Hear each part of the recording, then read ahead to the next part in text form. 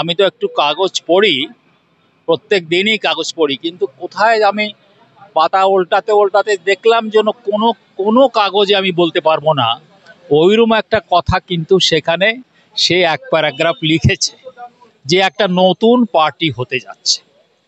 তো আমার মনে হয় যে সমাজ যখন তার প্রবাহে একটা না একটা নতুন কিছু আসতেই থাকে, সেখানে কেউ বাধা দিতে পারবে না।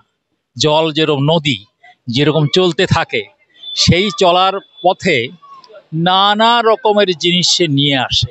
অর্থাৎ এ তো খুব সুখের কথা। এটা আমার মনে হয় যে আমি বললাম যে নদীর যেরকম জল চলতেই থাকে, এটা সময়ের মানে এই যে ঘটনাচক্র চলছে তারই পরিবর্তনের একটা পথ।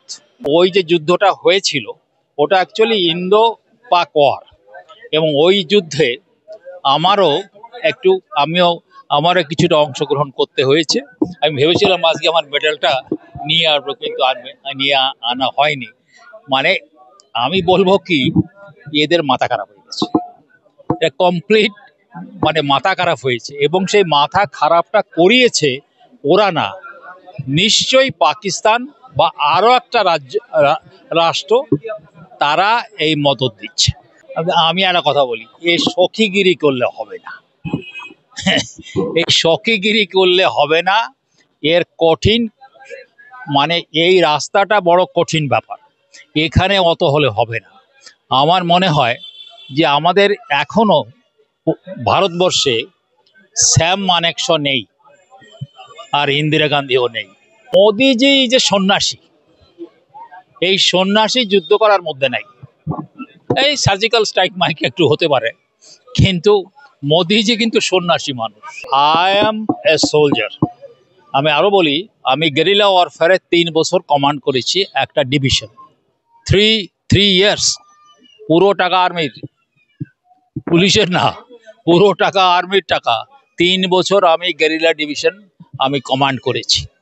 অতএব যদি এমন অবস্থা হয়, এমন পৃথিবীতে অনেক দেশে হয়েছে যে সেটা কথা দিয়ে, এবং আমি বুদ্ধিস্ট হিসাবে বলছি যে ওই নন ভায়োলেন্স দিয়ে সব সময় সবকিছু সমাধান করা যায় না। দেখুন, নিয়োগ দুর্নীতি তো আমি আপনারা জানেন যে নিয়োগ দুর্নীতি প্রথমে আমি চন্দন সৎ বলে করেছিলাম, তারপরে কিভাবে তদন্ত করতে হবে আমি বলেছিলাম, এবং অভিজিৎ গঙ্গোপাধ্যায় সেটা রেকর্ড রয়েছে। একদিন যদি আসেন আপনারা দেখিয়ে দেবো, উনি রেকর্ডে আমি যা বলেছি সেইভাবেই তদন্ত হয়েছে। এই তদন্ত শেষ হচ্ছে না। মানে এই যে দুর্নীতিটা তো একটা হচ্ছে না, একটার পর একটা হয়ে যাচ্ছে, এবং দেখবেন যে সবটাই কিন্তু কোর্ট মনিটরড ইনভেস্টিগেশন হচ্ছে না। কিন্তু কি হবে, এটা সম্ভবপর না যে আপনি যদি একটার পর একটা কোর্ট মনিটরড ইনভেস্টিগেশন সিবিআই কে দেন, তাহলে তাকে তো টাইম দিতে হবে। না, বেল বেল তো হবেই, এ ঠেকানো যাবে না, না, ঠেকানো যাবে না।